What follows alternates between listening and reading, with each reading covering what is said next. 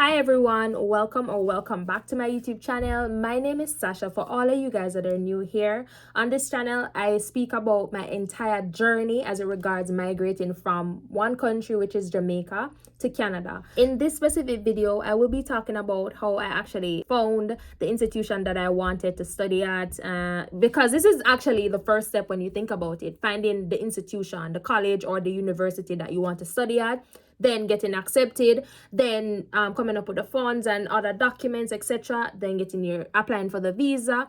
It's a step-by-step process, and I believe, based on my experience, that this is the first process, which is finding the school that you want to study at. So if that's something that you're interested in, please continue to watch. Julie, I just really want the best for you. Only making sure the stage is set for you. My experience might be different from some of you guys, especially with COVID. It might be a little bit different, but how I found my college that I wanted to study at is because I got knowledge of it from the college I was studying back in Jamaica, which is Excelsior Community College. They have a partnership with Niagara College. That's a school that I went to twice. First, I came here as an international exchange student, and then I came back just as an international student, not on an exchange program. As a disclaimer, I will be talking about colleges in Ontario only. You do have other colleges in other provinces, but I'm not too familiarized with those provinces, so I don't want to give you misleading information. The easiest way to find the colleges or university that you want to study at is to go on the canada.ca's website. They're going to outline all the institutions, the colleges, the universities that are acceptable there, because it has to be under the designated learning institution. So I'm going to just put something on the screen there if I haven't already.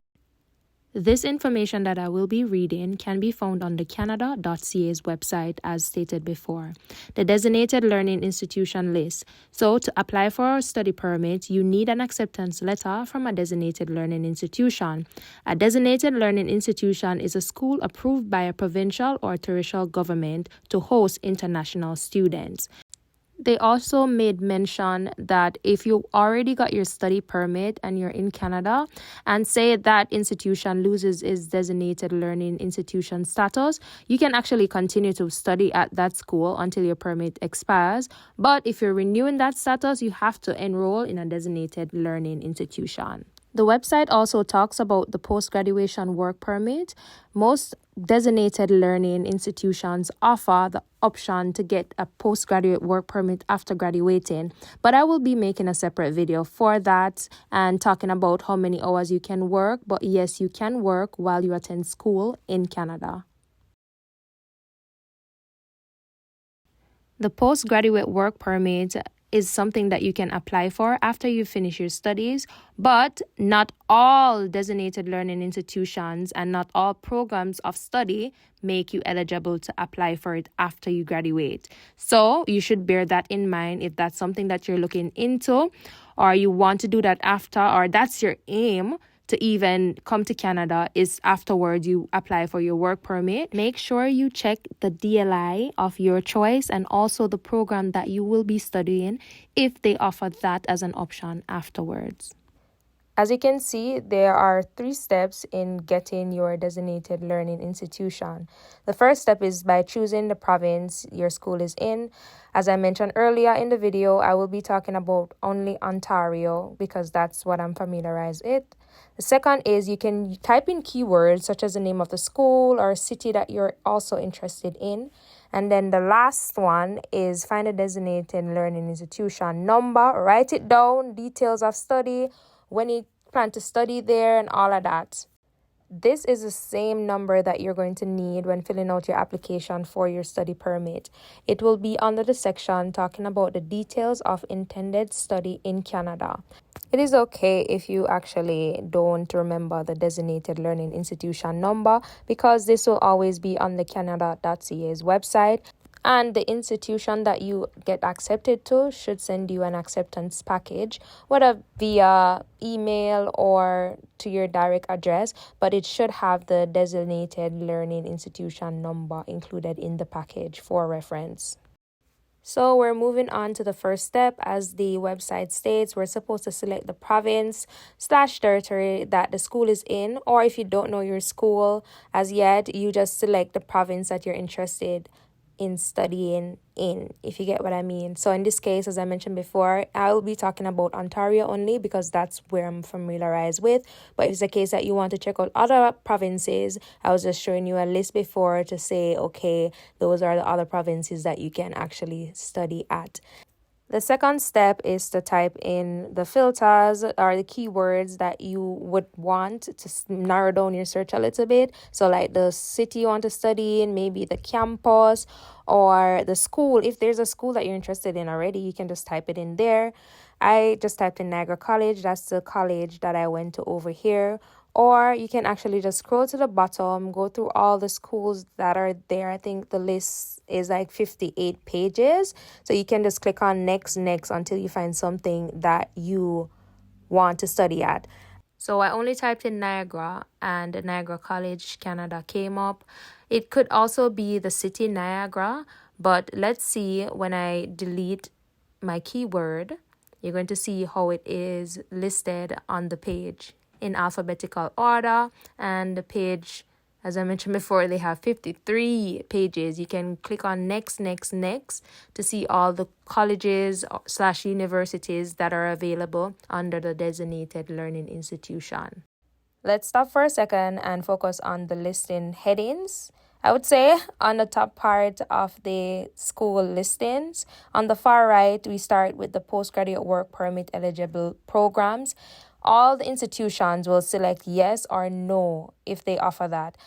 That's something, if you're interested in getting a postgraduate work permit afterwards, make sure that the school you're selecting has yes beside of it. Then you see the designated learning institution that I highlighted. That's the number that you will need when applying for your study permit. All institutions listed here will have their own individual DLI number, and this is used when you're applying for your study permit. And no two institutions will ever have the same DLI number. So as you can see, there are a lot of institutions/universities that you can choose from. However, it all depends on the program or the course that you're actually interested in studying. Some might be more expensive than some. That's something that I will talk about later in this video. But at the end of the day, not all of them will offer the same program. So you have to search the school first, then think about the program that you want to study. What if it is to become a nurse? You have certain colleges and universities that actually offer better nursing programs than some, and it has to be under the DLI, as I mentioned before, which is a designated learning institution. Once you find the college that you're interested in, you know the location of the college, they offer the programs that you're interested in, then you have found your university/college. What if you're interested in 2 or 3 universities that offers the same program but the prices are different? As an international student, I will mention this in my next video when I'm talking about finances. Your prices is going to be very expensive. It's not going to be the normal Canadianized prices. So if a Canadian is paying like $5,000 for the program, you will be paying more than likely, probably roughly almost $20,000. Just a heads up, okay? But it's an investment in actually your life, so it's something that you should contemplate. So it is quite expensive, but I'll make a video specifically about the prices as it regards coming here for college or universities. The good thing about all of this I wanted to mention is that most of these universities/colleges, they offer scholarships, but that's something that you should either, when you're applying for the college, you should either apply with their application, the program application, or apply after you have gotten accepted. But most of them do offer scholarships for international people, especially Caribbean people in general. Another thing to note is make sure that you are qualified for the program that you're interested in. Not because you probably have the money to pay for the courses. They have their requirements too. So make sure that you go down to the list of requirements that you need to fulfill, and make sure that you have your transcript ready, or your certificate, whatever you have already back home. Make sure that you have that ready. But most institutions usually ask for a college transcript, not because you have a high school diploma means you can get into a nursing program. They're going to ask you for more, like some type of medical background, like you did a certificate in something back home, and make sure that it can be transferred over here in Canada. So that's something that you should look into whenever you're looking at the programs. I'm just gonna put an example here.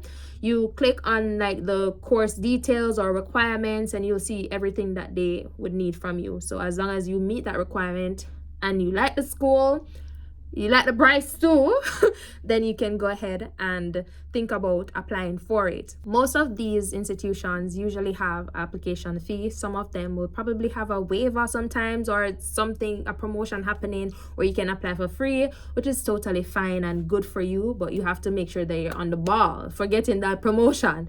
But the application fee varies from colleges to colleges. You have some $80, $100, $120, $70. It just depends on the institution that you're applying for. I recommend, if you're applying for the college and it offers like you applying for 2 courses for the fee of 1, then 2 programs I should say for the fee of 1, go ahead and apply for both of them. But make sure before you apply, as I mentioned before, have your documents on hand. It depends on what you're applying for. The list of things will be there, so make sure you have everything already. You have your transcript, a copy of your CXC if you're from the Caribbean country. Your degree depends on what you're applying for, but make sure you have those on hand, because when you're applying, they usually ask you for them or give you a limited time for you to find those documents and send it to the school in a timely manner, whether it be in the next 2 weeks after applying or a month. But make sure that you have those on hand, or you already sent it out before applying to the school, if that's the one that you have chosen. Before applying though, I want to mention that you should check to see if your program is available for the time that you want to start. So if it's for fall, so fall is from, they say fall starts from September basically. In Canada, it's September. So, and winter is January, and then spring is, I think it's April or May. So you have September, January, and May, I think. So you have fall, winter, and then spring. Those are the seasons. Some courses, some programs are only offered in either summertime, starting summertime, or some of them only offered in fall time, which is September time, or some is just offered in January. So make sure that if you're interested in, say, next year September, which is fall, it's usually open around mid-October, late October for next year fall, which is September, if you get what I mean. Make sure that you check that it's available at the time, because you don't want to send in your application. More than likely it wouldn't go through, or you're going through the process and then you have no way of selecting that semester. So don't waste your time on that. Check the program availability and see when they're opening their programs, if you get what I mean, before you actually start the process. If it's like for January, you know that it's gonna be open at a certain time also. But the good thing is that these are usually listed on the college/university's website. The last thing that I want to mention before we wrap up this video and go on to the next one, because you guys are gonna have more than one videos, okay? I promise you I'll be consistent. But the last thing I want to mention in this one is do your research on the institution that you want to study at.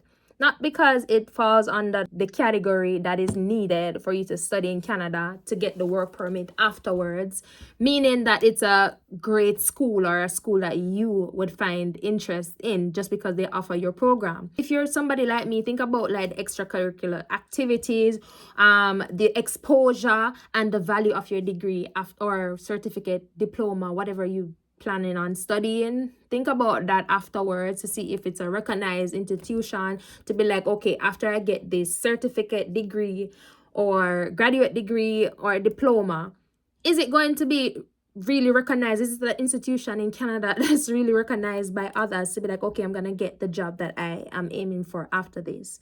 Or if you decide that you just want to study here and then leave, that's not supposed to be an issue of yours. But I'm just saying, if you plan on staying in Canada afterwards, think about that too, okay? Well, that's the end of this video. I hope I answered some questions, if not all of the questions, as it regards you finding your university or college in Canada. If I have not, please list the questions below and I'll be happy to reply to them, or make a completely different video answering your questions below. I hope to see you guys in my next video. God bless you guys. Bye.